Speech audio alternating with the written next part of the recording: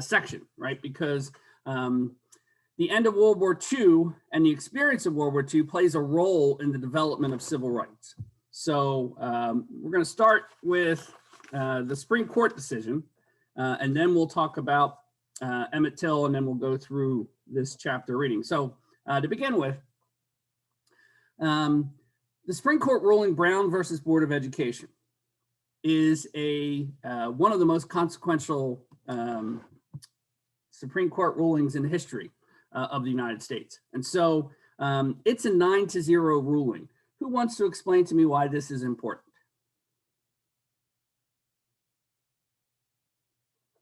Anyone? Because that means every single justice on the Supreme Court voted in favor of one decision. Okay. So how did that one decision, 9-0 decision come to be? Do you know?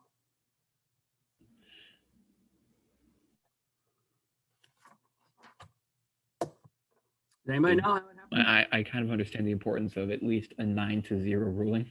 Mm-hmm. So that's all I know. Okay. Anybody know how this ruling came to be? It was at least partially helped by the training of lawyers by the NAACP. Specifically to do this. Their entire focus was on civil rights law. Okay.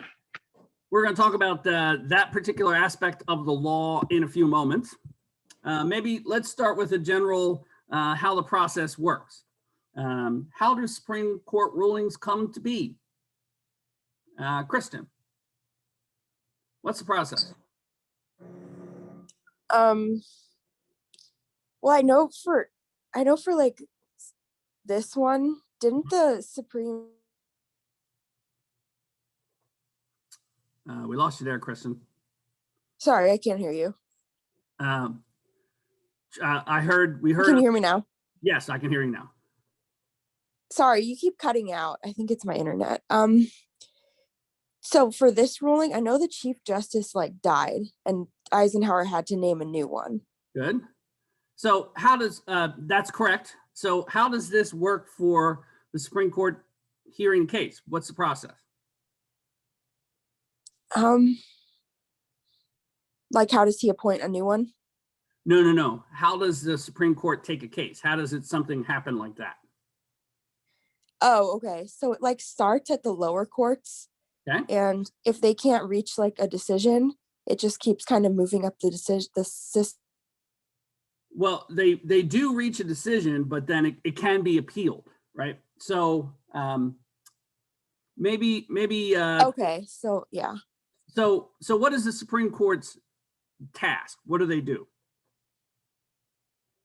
I guess they rule on cases that have been appealed so many times that they make it up to the Supreme Court.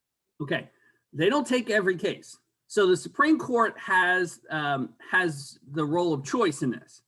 There's a process that it can work through the system as you're talking about, right? So the cases begin at the lower level, somebody appeals it, there seems to be merit to hear the appeal, and so it progresses up through the chain, right?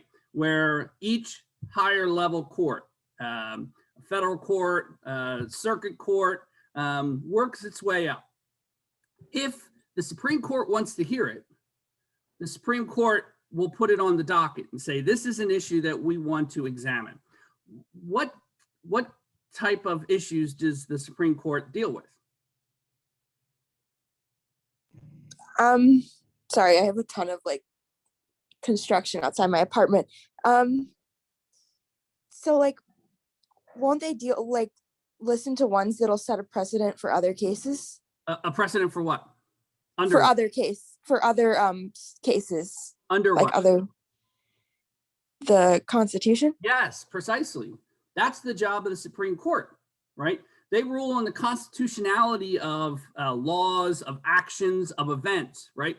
That's their task, is to determine the constitutionality, which ends up establishing precedent. You're correct there, Kristen, right? So this is the role of the Supreme Court. The Supreme Court can wait till the cases run through the various court levels and then decide if they want to hear it or not. And if they decide that there's constitutional issues that need to be elaborated upon or clarified or examined, they'll take the case, but they don't have to. There's nothing that says it's gone through the court system and now the Supreme Court is going to resolve the issue. It's up to the Supreme Court, right? In addition, the Supreme Court can pluck a case at any time and put it on its docket and say, we want to hear it because we think this is a constitutional issue, right? So there is a process as these things work through, but it's not mandatory for the Supreme Court to hear a case after it's gone through the appellate process, right? It's up to the Supreme Court. So the way this occurs, the Supreme Court decides to hear a case and puts it on its docket. And then the attorneys from both sides come and make the argument before the Supreme Court. At that time, the Supreme Court justices can ask questions of the two attorneys represented in the case, and they ask questions of clarification, they ask questions about legal precedent, things of that nature. And then after the case is argued, as far as the public's concerned, it goes off into a void, right? Behind the scenes, the justices meet to discuss the case, right? But we don't know what goes on until the Supreme Court issues the ruling. And this is a very unusual case, right? And so it's worthwhile to dig into this a little bit so that we understand it properly. The case is argued before the Supreme Court, and as Kristen tells us, the Chief Justice of the Supreme Court dies. A new Chief Justice of the Supreme Court is named. And this new Chief Justice is a man by the name of Earl Warren. And Earl Warren is named by Eisenhower, Republican, who's hoping that Warren is going to represent his political or his vision of how government works, right? So justices don't get named by presidents if they're wildly out of step with the vision of the president, because the process is the president nominates and the Senate ratifies, right? So there's this give and take behind this. So Warren comes to the court. Warren has a background. In fact, this background turns out to be quite important in this particular case. Earl Warren had been the Attorney General for the state of California and had helped craft some of the legal architecture of the Japanese internment policy. And that policy he considered a stain on the nation as a whole and on the nation's legal system. And he always regretted his role in facilitating what is frequently pointed to as one of the most disastrous legal efforts in the nation's history. Not the most, I don't know how you measure the most, but it's up there, right? So he always regretted that role. And so being highly conscious of the role of the state in dealing with different populations was something that Warren had in the forefront of his mind. So an unusual event occurs in this judicial history. Warren, now Chief Justice of the court, says, I want to hear the arguments again. I want to hear them directly, not, go back through the record. So the case is argued before the Supreme Court again. On the one side, the side against Brown, the attorney brings up the usual arguments, right? Talking about, precedents, the establishment of law, the magic phrase, separate but equal, right? That we get from previous Supreme Court ruling. So these things are all the rhetoric. And the way law works, precedent is important, especially Supreme Court rulings, right? They establish the justification. As we have seen, that magic phrase, separate but equal, is the legal underpinning for Jim Crow legislation, right? It is what makes that constitutional, is this argument that separateness is okay, but you just have to deal with it as long as they're equal, right? And we're going to talk a little bit about how cases are argued previously addressing this in a way that D suggests, that there are a group of attorneys who are trained to attack this constitutionality of Jim Crow legislation, right? Separateness, that's what we're talking about here, segregation. The legal architecture of segregation rests upon that Supreme Court ruling, all that body of law that has built up since then. So that's the argument that the one attorney makes. What's the argument from the other side, and why is it unusual? Anyone?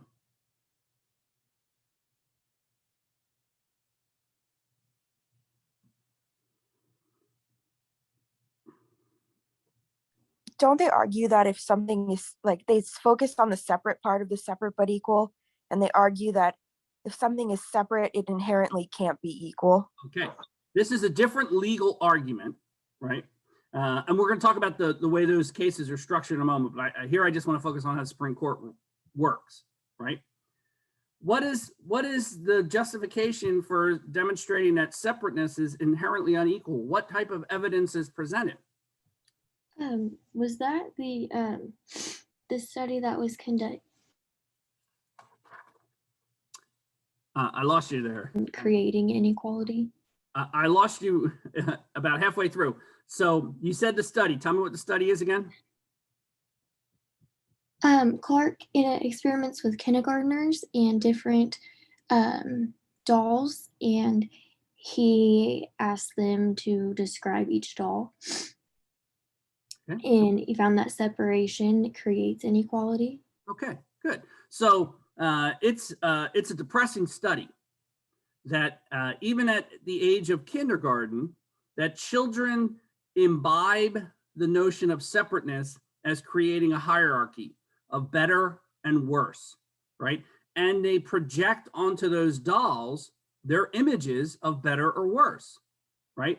It's a depressing video, but this type of evidence is used to bolster the argument that separateness creates inequality. If it creates inequality, the mere act of separating creates inequality, then it violates the 14th Amendment. Now, this was a risky effort, right?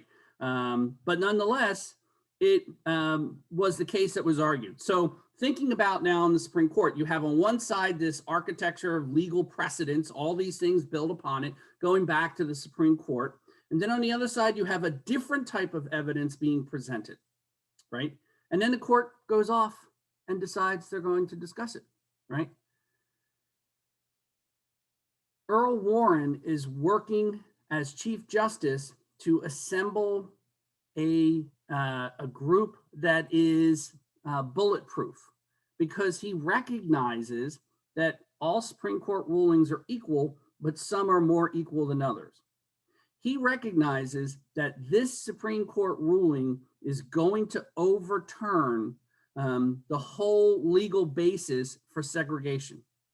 And so by overturning the legal basis of segregation, it's going to force the nation to desegregate, which they know is going to be tumultuous, right?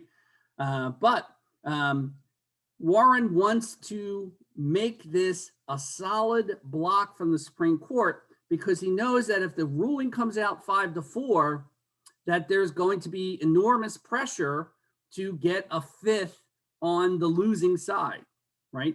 So if it's a 5-4, it's going to give hope to people who are promoting segregation to continue this effort to promote segregation, say this, the court hasn't spoken clearly or something, right? So he's laboring hard to get a unanimous decision, because he recognizes the importance of the court speaking with one voice.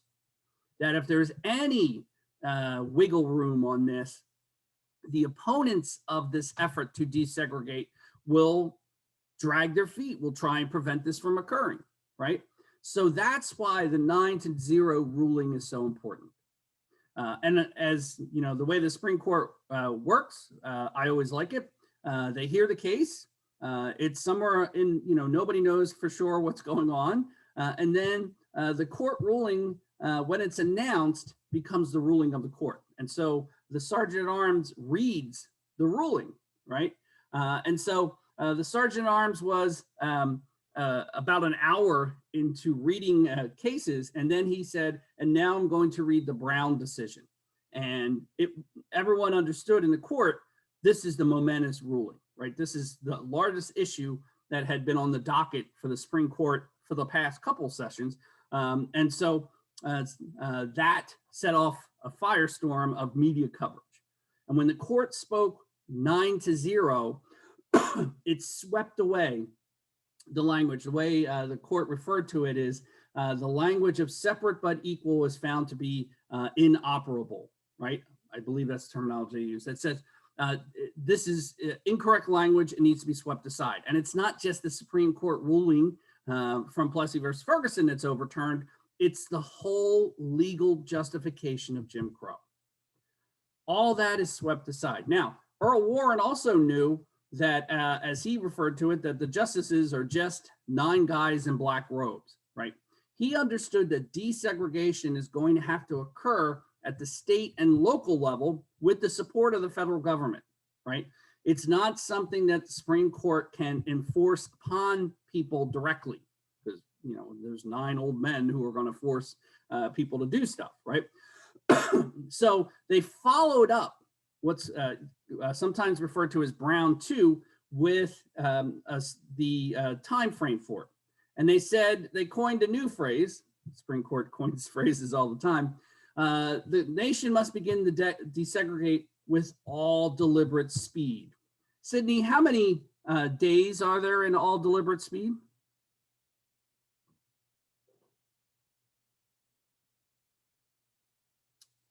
Sydney?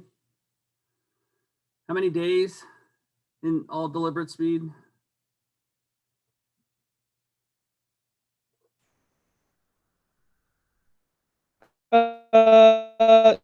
Sorry, I'm looking through my notes. I'm not finding. Okay, well, let me just ask you, how many days are there in deliberate speed? How many weeks? I'm not sure. I don't know. Okay, you're not going to find it in your notes because there's no definition, legal definition or otherwise, of deliberate speed, right? Deliberate speed signals the court wants things to happen, hence the term speed, right? But deliberate carries with it a vagueness, right? What may be lickety split for you may be too slow for me, right? This is the court recognizing they want to give the imperative that things have to happen, but they can't put a timetable on it because this is an issue that's going to have to be driven by the public, right? Driven by local authorities, driven by state authorities. It's not a timetable that can be imposed by the Supreme Court. They want it to happen. They want it to happen sooner rather than later, but they have to, they think, decide to leave it purposely vague because they know these decisions are going to have to be enforced by these people, right? The state, local, and federal level. So the impetus is deliberate speed, or the impetus is speed, but deliberate leaves enough wiggle room to say, you know, for state and localities to say, we're embarking on this change, but it's going to take us time, right? Instead of setting up a timetable that nobody can meet, they set it up, right? Okay, so that's why the Supreme Court ruling is so important, right? The Supreme Court rulings issued in 1954. The events related to Emmett Till occur in 1955. Jack, tell me what happens in with the case with Emmett Till.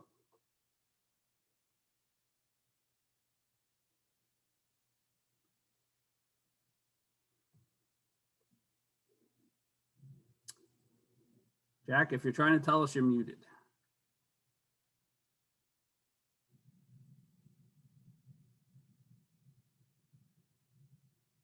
Maybe you're having technical difficulties. Alfred, why don't you help him out? What happens with Emmett Till? What's the story? Okay, so I think it's.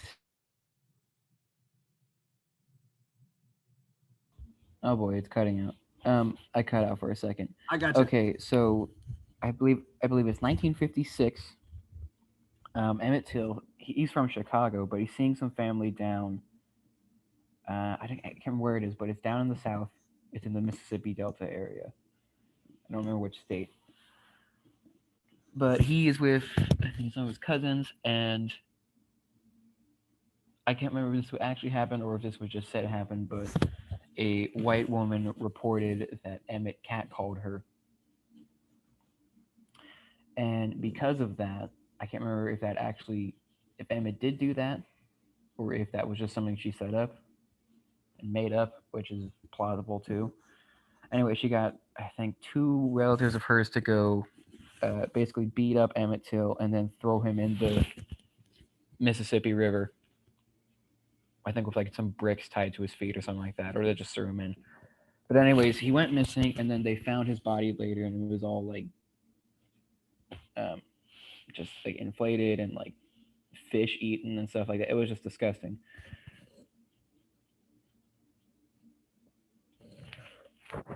And so because of that, those people were tried for murder.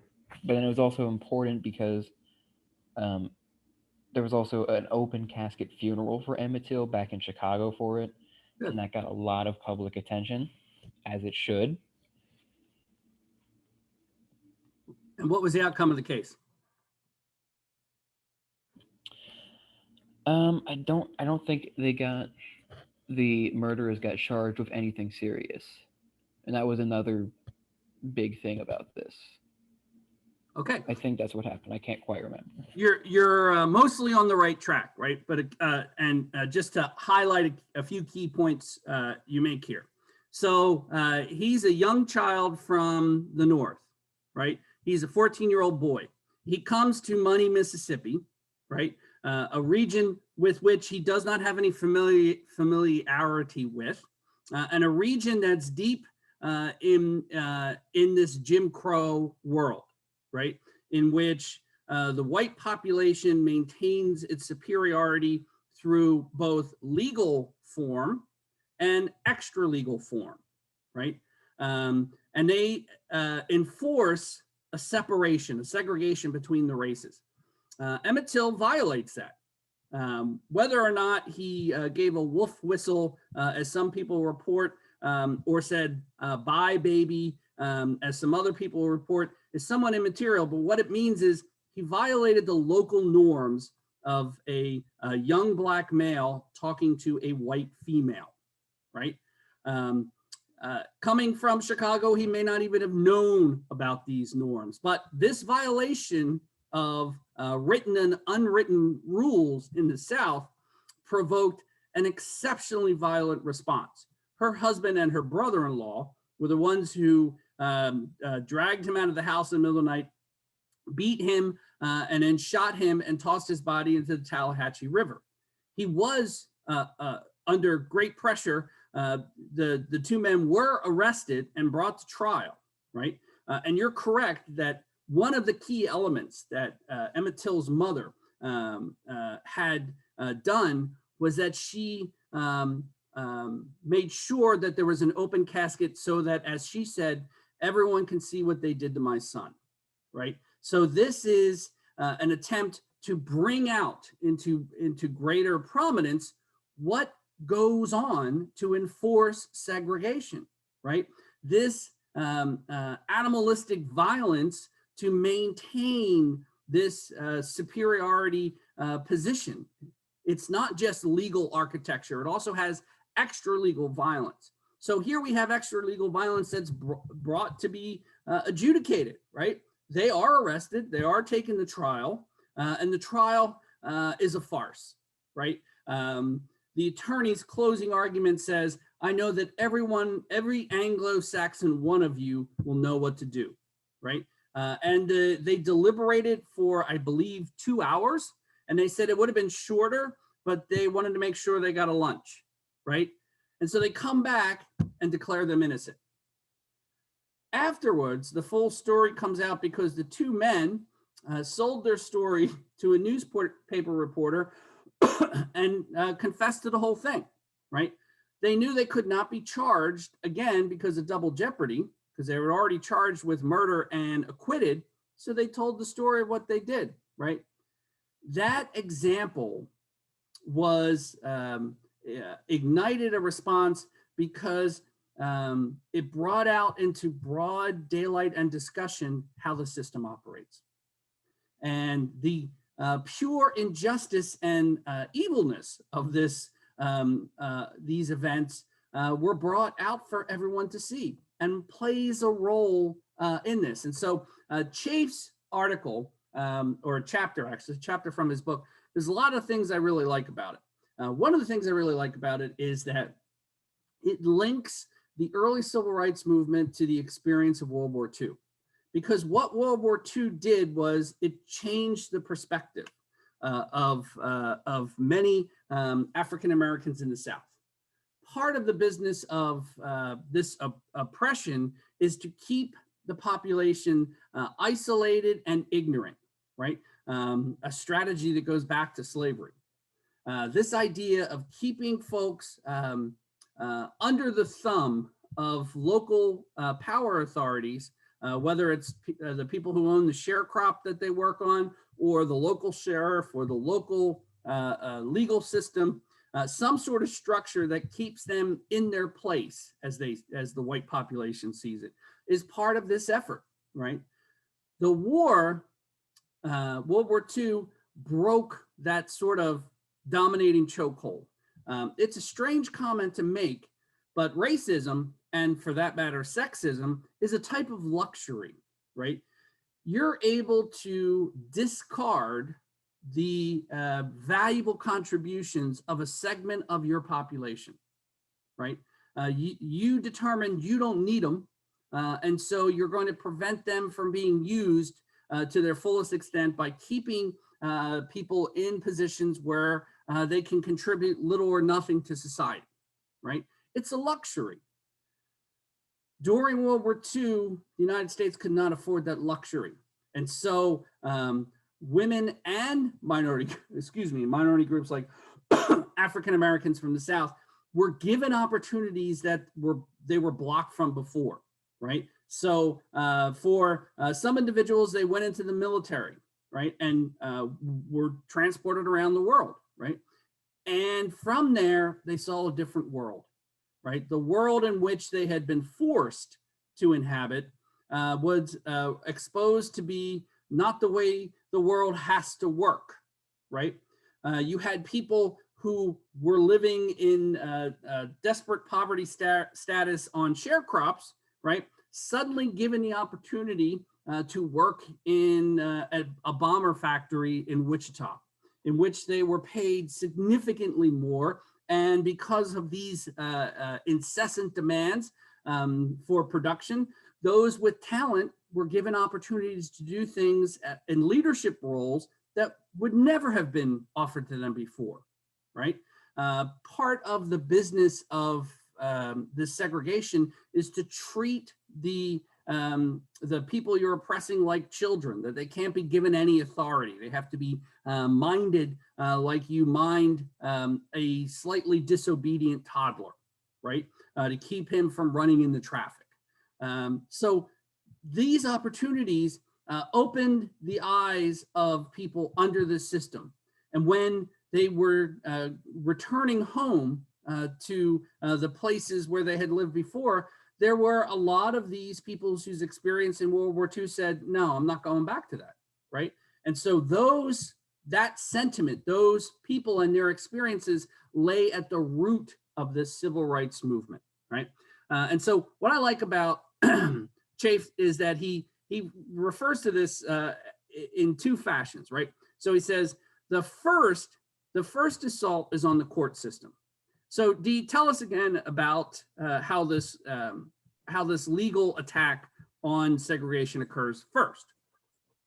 So the very first thing that happens with this case is that the NAACP realizes if they are going to get equality, they're going to have to fight through the courts to get it.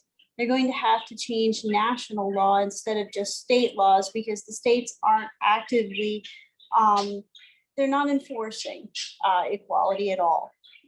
So there is I'm going to lose the name of the college, but there's a very special college set up specifically to train lawyers And one of those lawyers, Thurgood Marshall, is heavily involved in Brown v. Board, which is actually a combination of cases which were all being fought for the same thing, that it was not equal to be separated within schools. And the college goes on to have a career in civil rights attorneys.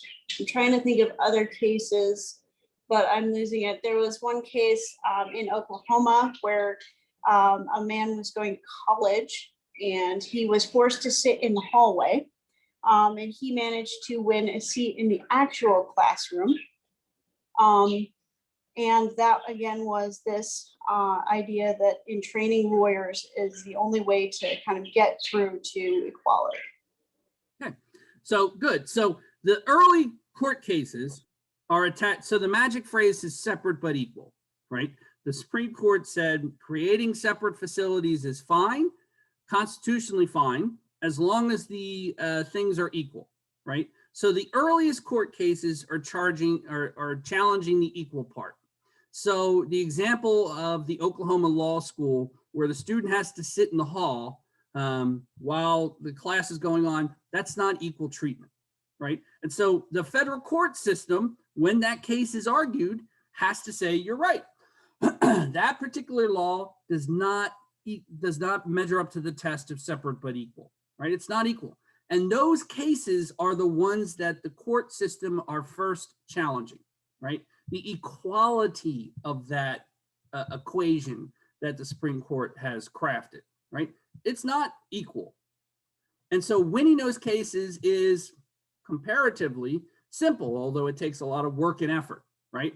But if you can get that case argued on its merit before a federal court, they're going to win it, right? Because it's not equal treatment. It's not equal treatment in Missouri that an African-American cannot attend law school in Missouri. The argument that how can you train lawyers in the state of Missouri by preventing them to go to law school in Missouri, and instead they have to go to Kansas, right? In Kansas, law schools are fine. They teach you all sorts of things. But one of the things is that each state has its own body of law. How can somebody being trained in Kansas be equally equipped to pass the bar exam in Missouri based upon Missouri law, right? Easy case to win if you can get it before the court. It takes time and effort. The problem is, as they win these cases, it's not dismantling this language of separate but equal. So the first assaults are focusing on the equal part, which is why, as Alfred pointed out, that Supreme Court ruling in Brown is different, because it's arguing that the mere act of separateness, was it you, Alfred? I don't remember. But whoever, I'll review the tape. Yeah, it was me. Ah, see, good. Take credit for that, Alfred, right?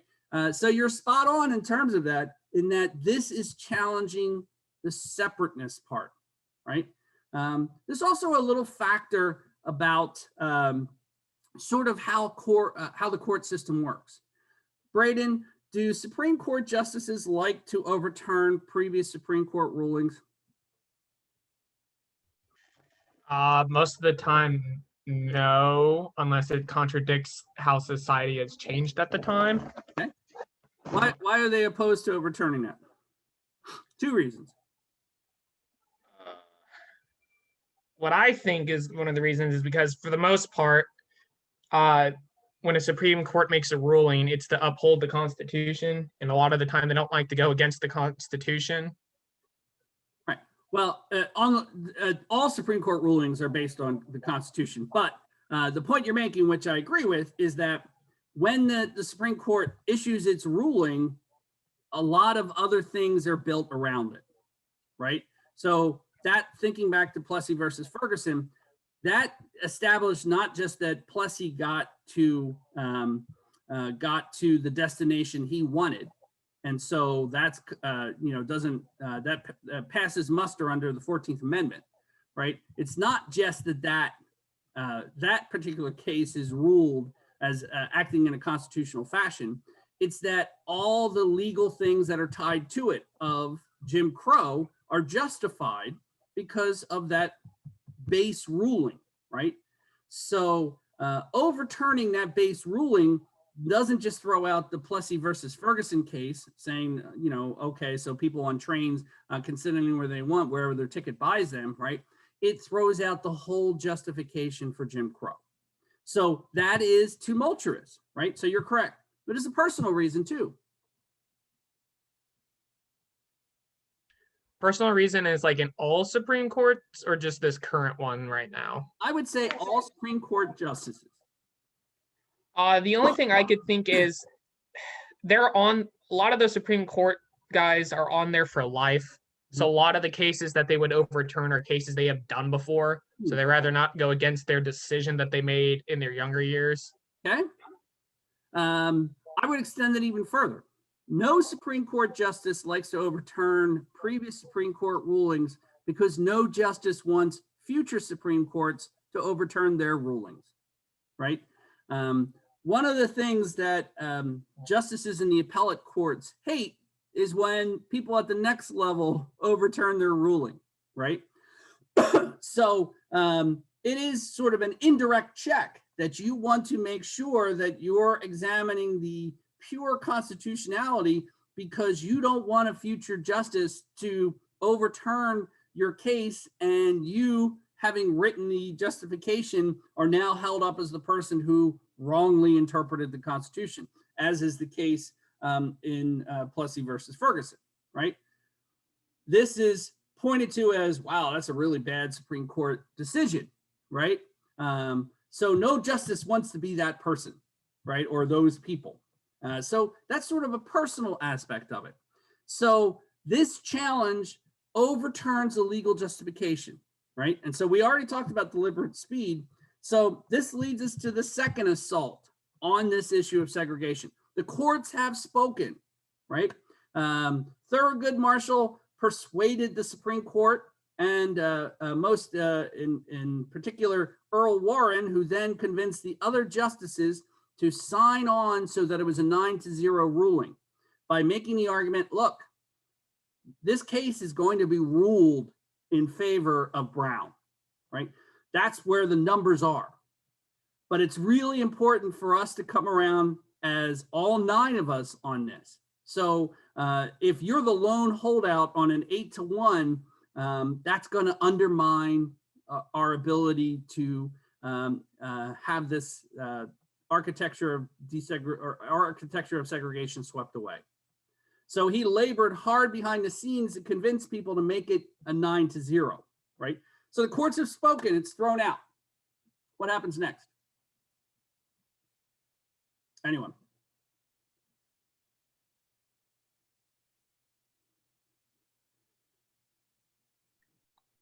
For the second assault, the civil disobedience and the protest.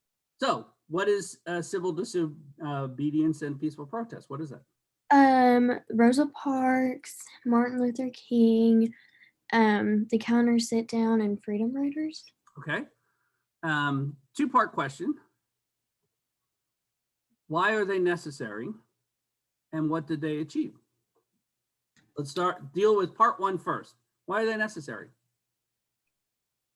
Necessary to enforce the new, like, I don't know how to say it. To set a precedence, and I can answer the second part better. All right, I'll come back to you for the second part then. Okay. Who wants to help Madison out in the first part? Why are they necessary? Because there was general resistance to any kind of integration just on the basic community level, not to mention the state level. Okay. Who's resisting? Community and state level. So what are we talking about? We're talking about business owners. We're talking about the people within the establishments complaining, things like that. Okay. We're talking about school district officials. We're talking about state and local political officials. We're talking about all the people who are resistant to this change who are not just resistant as change as individuals saying, I'm not going to break bread with somebody of a different color. It's a function of, I'm not going to allow them into my store. I'm not going to allow them to sit next to my child in the classroom. I'm not going to go along with this desegregation effort, right? So there's resistance. Chafe puts quite a bit of blame on Eisenhower by not vigorously pursuing this effort enough, but that we can discuss that in some other fashion. But thinking about this, the court has spoken, right? It has left it a little bit of wiggle room by saying deliberate speed, but the court has said segregation is no longer legally supported. So any efforts taken to enforce unequal treatment, whether it's in the form of what the legal officials or executive branch officials or local officials are doing, that's unconstitutional, but also the fact that individuals, you can't say, I'm not going to allow you to come into my store because you're Black, right? You have a public space that is open for people to purchase things, right? That public space of you engaging in selling stuff means that you have to adhere to the law, right? You can't decide that you're going to have a store that sells methamphetamine. And you say, oh, no, I am only inviting my friends in, right? So it's not a public space. That's not how it works. You're held to the law and how you operate your business. And the law says desegregation is no longer legal, right? So you must allow service to anybody in your place, right? That's what the court has said. It has kicked out the support for this legal justification for segregation, right? Now it has to be enforced. And the court knows that they can't do it. They have provided the legal justification for making this desegregation happen, but desegregation is not going to be enforced by the Supreme Court and its sergeant at arms and the people in the robes, right? They've established the legal precedents. Now it has to be done, right? All right, Madison. So let's take the counter sit down, right? What happens? What are they doing? When they basically go into the Let's be a little more specific. the African Americans go into the bar and they sit there until they close. Okay. What do they want? What do they want? What was it that they wanted? Why are they sitting at the counter? They wanted to be served. Okay, right. So they went into the store for young African-American college students, right? Go into the store, they purchase toothbrushes, a few other small items. So they're paying customers, and then they sit at the counter. And as a paying customer, they request a cup of coffee, right? Just like any other paying customer in the place.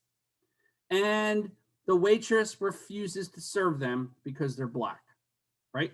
They're challenging the store's compliance with the law that the Supreme Court has ruled must occur with all deliberate speed. There's no legal justification not to serve them, right? They're paying customers. They purchased something. They have sat at the counter that is open to the public to request service, and they're denied service, right? That's not equal treatment. And because of the Brown versus Board of Education ruling, it's no longer justified by the law, right? That's what they're challenging. How are they doing it, Madison? Are they flipping over tables? Are they threatening people in there? No, they just sit there until they close. Okay. Why are they adopting this tactic? Peaceful protests will go a lot farther than violence. Okay, well, that's the test, right? That's what they're testing here. But the idea is by pointing out the failures of people to follow the law, they're hoping that this is going to lead to change that will lead to people following the law, right? By the way, the counter sit down strike is in Greensboro, or sit down is in Greensboro, North Carolina. But there was a counter sit down 2 years earlier in Wichita, right? And there's a marvelous PBS episode about this event in Wichita, which was at the Dockham Pharmacy, which also had a counter, right? It was downtown. There's a statue downtown that is where the Dockham Pharmacy was. When Black patrons would want to buy something to eat, a sandwich or a drink from the pharmacy, they had to go to the back door, and they would get served out the back door. So some people went into the pharmacy, young high school students, and sat down at the counter, provoking the first recorded. There may have been others that have not been recorded, but Wichita preceded the events in Greensboro by 2 years. Unlike the events in Greensboro, right? The Wichita example at Dockham, by the way, I have some Wichita Eagle articles linked on Blackboard about the event for you to take a look at your leisure. But unlike the Wichita case, the Greensboro counter sit down sparked a series of copycat efforts across the South, right?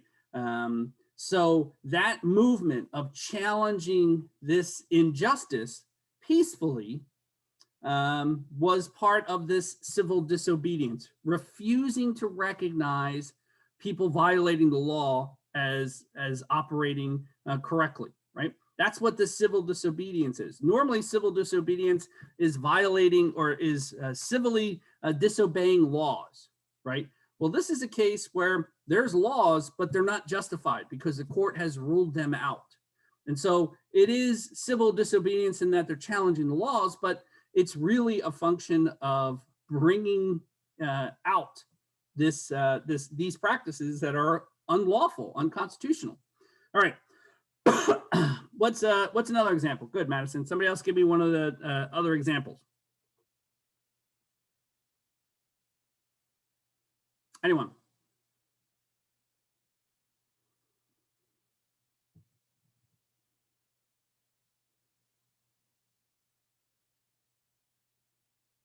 Madison, you want to give me another example since nobody's pitching in to help you out? Make you do the heavy lifting? Rosa Parks. Okay, what was that case? Rosa Parks was sitting in the back and where the African Americans sit, and she was told to get up, give her spot up to a white man, and she refused, and she was arrested. And what did it prompt? The Montgomery bus boycott. Okay, what does that mean? All the African Americans stopped using it. They would walk while in any weather conditions before they got on the bus. Okay, how long did that last? A couple weeks or so, or? I don't remember how long it lasted. Over a year. Over a year, they boycotted. So, these events, looking back, I think sometimes we lose, what these events really mean, right? So it's one thing to say, oh yeah, they had a bus boycott, right? But put yourself in the shoes of people who are boycotting this bus. The buses go by every day. The stops that they stop at to pick up people, they stop there every day. And you're trudging your way to work or to school, and it could be raining, it could be sleeting, it could be hot, right? Yet you're refusing to ride the buses because you're demonstrating your opposition to how the bus company is treating its patrons and your community, right?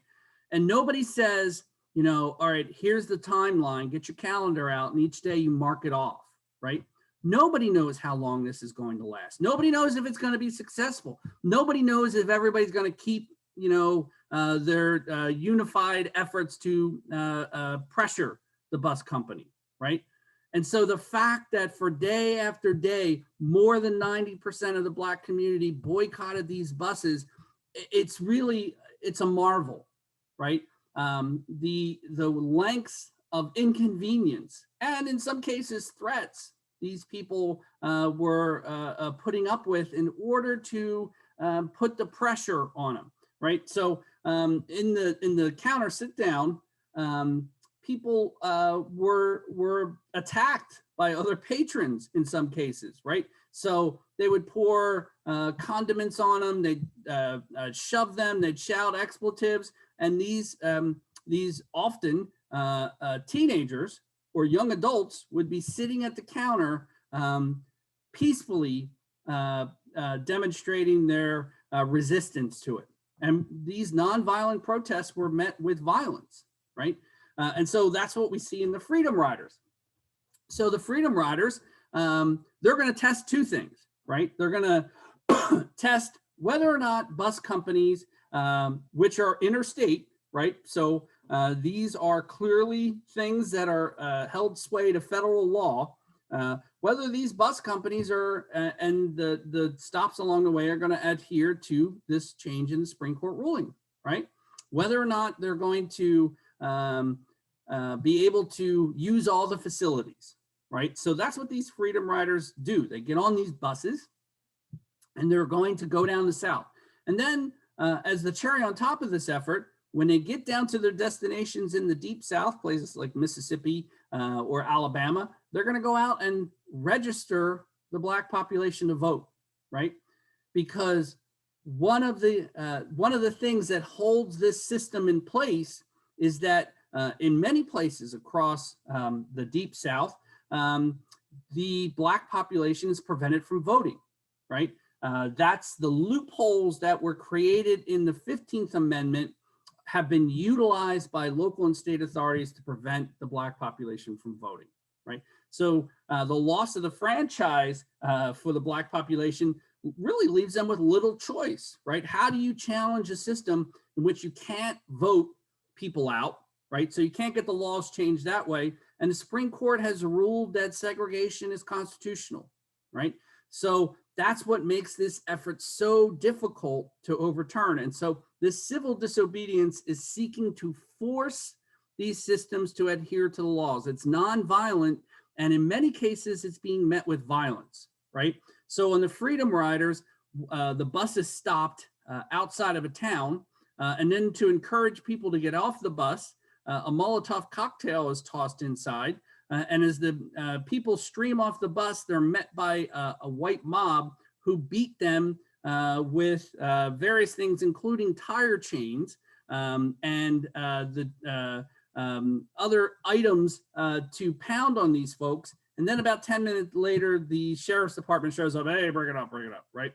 So on this bus is a United States Marshal, right? Whose presence was designed by the Kennedy administration to offer some protection, some cover for these protesters, right? Because they're like, nobody would be stupid enough to attack the US Marshal, but of course they do, because this is a system that relies upon both the legal justification and the extra legal justification. This extra legal violence is about this. We have John Lewis just passed this past summer, right, or fall. John Lewis peacefully marched across the Edmund Pettus Bridge, lobbying for the civil rights and voting rights for the Black population, and was met by violence, right? He had his skull cracked open by a state trooper, right? This is nonviolent protests being met with violence. And where its success comes in is it achieves something that is remarkably difficult. It changed people's minds, right? And it changed people's minds, not just in the South and said, okay, we're going to adhere to the Supreme Court ruling. What it did is it forced the nation as a whole, North, South, East, West, to confront what Jim Crow is. It's a system of violent oppression. It's exhausting. It's exhausting for the people who are being oppressed, but it's also exhausting for the society to enforce it, right? And enough people, clearly not all, as we see in the world in which we inhabit today, but enough people looked in the mirror and said, this is not what I envision this nation to be. And that the difficulty of nonviolent protest in which you're met by violence, the difficulty of doing that, it's unbelievably heroic to do that, but it achieved many things that I'm not sure that could have been achieved in other fashions. Most important of which is that sort of hard to measure idea that people looked in the mirror and were forced to confront what this system was and change their minds.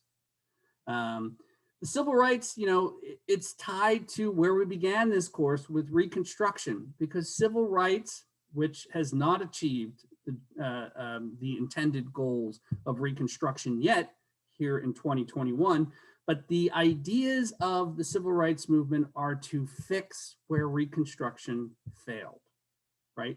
Reconstruction was a failure, but not for the reasons that the Dunning School and racist interpretations argue.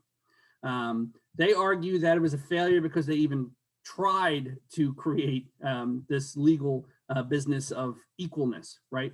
But where Reconstruction failed is that it didn't achieve what it set out to do.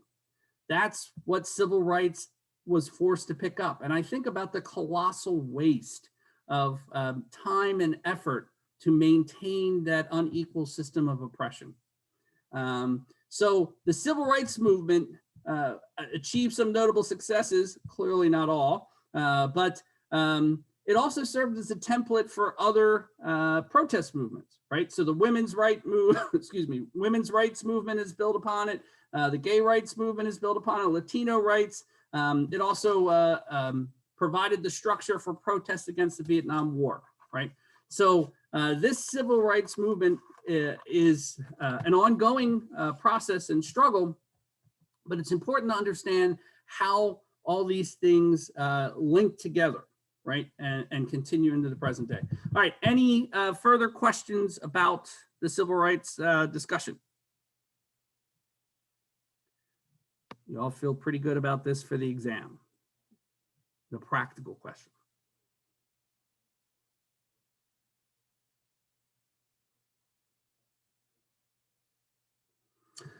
All right, so I want to talk a little bit. Oh, go ahead, Jackie. We're going to say something. Sorry.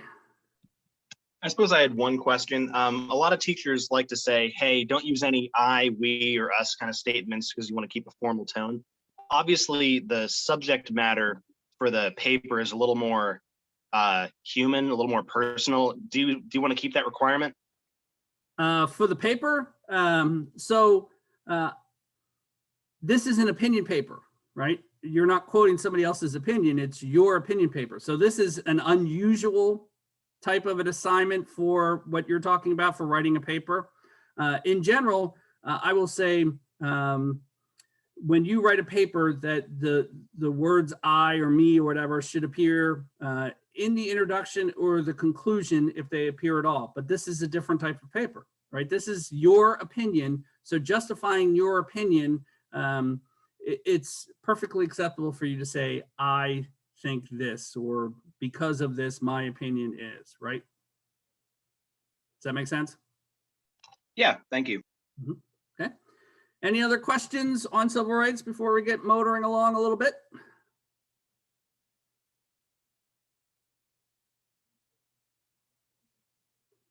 All right, so our final book is John Lewis Gaddis's book on the Cold War, right?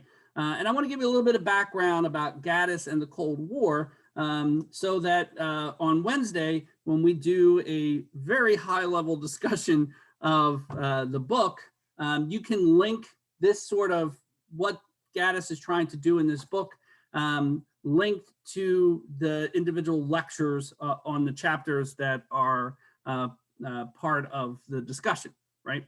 And also I'll do a little bit to set up the last film at the end of our class on Wednesday, just to give you some of the structure, which is tied to this issue of the Cold War. So John Lewis Gaddis is a prominent, very prominent historian on the Cold War. And so this book is a synthesis he's not breaking new ground on the issues of the Cold War, right? What he's doing is seeking to provide a structure for understanding the Cold War. And the reason why he's doing this in this fashion is because he's writing it for you, right? John Lewis Gaddis was a historian for many years at Ohio University, not Ohio State, the big state university, but Ohio University, the much smaller place. And he had been there for many years, right? And Gaddis is what we would in the business would call a star historian. His name is very prominent. His works are very prominent, and you know, he has a lot of cachet. And so he certainly must have had offers to jump from relatively small Ohio university to bigger universities, but he never did, right? He is right now at Yale, right? And he was drawn to Yale, where he teaches a huge section once a year for undergraduate students. That is this story of the Cold War, right? And this book was written for that purpose, right? So he's a star historian. I'll just tell you briefly that in the business of history and in the business of universities, big name historians are a commodity, right? They're used to attract superior graduate students to come to their university. And probably the most important value for the university is every time John Lewis Gaddis writes a book that people pay attention to, it'll say under his name, Yale University. And when he goes on panels or talk shows, every time it says Yale University. So his prominence helps to raise the prominence of Yale University's history department, right? And so thinking now as university administrators, things I don't often do, but let's put ourselves in their shoes, attracting students is what you want, right? And so that's the value of John Lewis Gaddis, right? Attracting superior students. And so these star historians may work with a couple of select graduate students, the creme de la creme, working on topics. And so that's a big draw. I get to work with John Lewis Gaddis on my research into the Cold War, right? So that's the value. That's the value add that John Lewis Gaddis gives to Yale University, where I'm sure he's well compensated and has lots of money for research, right? But Gaddis also does something that I admire, in that he insisted that he still get the chance to teach a big undergraduate course, right? This is an undergraduate course at Yale that seats 500, right? And it is perpetually oversubscribed, right? There's always people on the waiting list to get into this class. And I'll tell you what I admire about this quite a bit is John Lewis Gaddis doesn't have to teach undergraduates, right? Undergraduates, these undergraduate classes, this is this is quite a small class for this section, which is great, right? But normally, we have sections of this class that are 125, and that's a lot of students that require a lot of time, right? There's a lot of things involved in teaching undergraduate courses that are eating up a lot of time, right? And Gaddis doesn't have to do that, but he does it because he believes that the Cold War is an immensely important issue that students don't appreciate, right?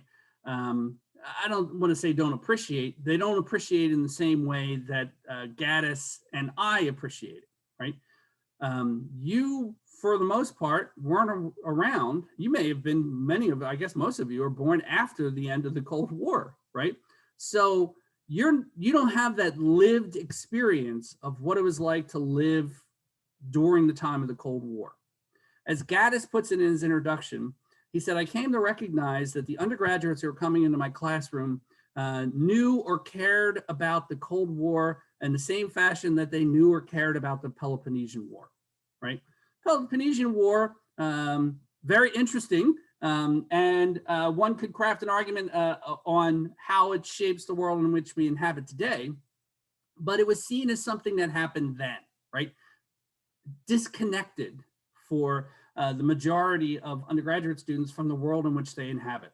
And viewing the Cold War in the same fashion as something that happened in the past, and I'm in a history class and we study it, for Gaddis was alarming, because the Cold War has shaped and is continuing to shape and is likely for the foreseeable future to shape the world in which we inhabit right now. And so he saw this as a big void that was getting bigger every year, that undergraduate students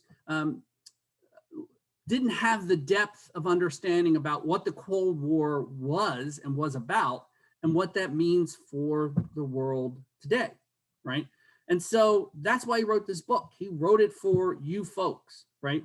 Now, I will tell you, this would not be a book I would give you at the start of the semester, because it's a little bit more challenging. And where the challenge comes in is in the structure of the book, right? So this is a book that's not written in purely chronological fashion, right? So when you, let's think about Luchenberg, right? So Luchenberg begins with, the 1920s and the Hoover administration and Franklin Delano Roosevelt's election, and then we move through the 1930s up to World War II, right?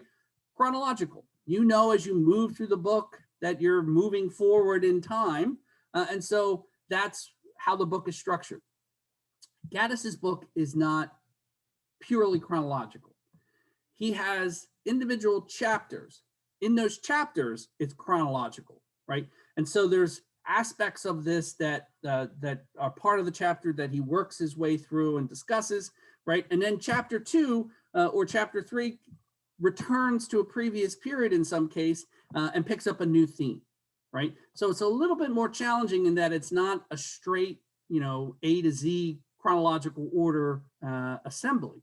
It's something that requires you to, within the chapter, deal with these things in chronological fashion, but in the next chapter, you may be returning back to a previous period and discussing another aspect of the Cold War, right? So I wouldn't give this book to you right in the outset, because it is a little bit more of a challenge in terms of its structure. But once you think about how it's structured, it's fine, right? So by this time, you guys are all expert historians, and so I feel confident that you can handle this type of differently structured approach, right? This book is seeking to have undergraduate students understand what the Cold War is about, right? And how it impacts the world. I liken it, I don't blame Gaddis for this, I liken the Cold War as the black hole that sits at the center of 20th and now into 21st century world, right? In that everything is bent and distorted by the gravitational pull of this item, of this element, right? This black hole of the Cold War shapes everything. Things that are not necessarily connected to the Cold War get sucked into the vortex and are shaped by that, right? So the experience of colonialism, which long predates the Cold War, right, is something that, as this process continues through the Cold War and reaches its denouement in the form of decolonization, right, the process of ending this colonial structure, it's bent and distorted by the Cold War. Universities, things you wouldn't think are connected. Our history department and every history department in the nation was bent and distorted by the Cold War, right? There was an effort by the federal government to attract the support of some of these newly emerging nations in decolonization, or other nations, to the side of the United States, right? And so knowing something about these places became a national security imperative. And so the government funded the expansion of history departments so that they had people studying the history of these areas. They expanded language departments, so they had people who spoke the languages. They expanded all sorts of programs within the university. Some you can see is readily being distorted by government spending, things in the STEM field, right? Which you can see how science can become part of this competitive thing, but also things you wouldn't necessarily think of, like the humanities, right? Government funding shaped these departments within the university by providing a lot of money, which meant a lot of people were hired, which meant all these people hired in the 60s and early 70s were people who were newly hired. And so for the next 2 generations, you had departments that were shaped by a bunch of people hired at one time, and then nobody hired for a long time, right? You wouldn't necessarily say, oh, that's part of the Cold War, but it's bent and shaped by it. I'll give you one more. This is an Olympic year, right? The Olympics became a big thing because they became a proxy for this conflict, right? The communist Eastern Bloc, right? They argued they were a superior society, and so that's measured in their superior athletes. And so in the West, the United States and the West, as they were referred to it, we were competing with these folks to demonstrate the greatness of our system. The Olympics were a proxy for this conflict. Everything is bent and distorted. All right, so that's what I want you to be thinking about as you read through Gaddis and review the lectures. On Wednesday, we will talk about sort of a high-level discussion of various aspects of Gaddis's book, and then we'll be thinking about the final. So I will see you all on Wednesday.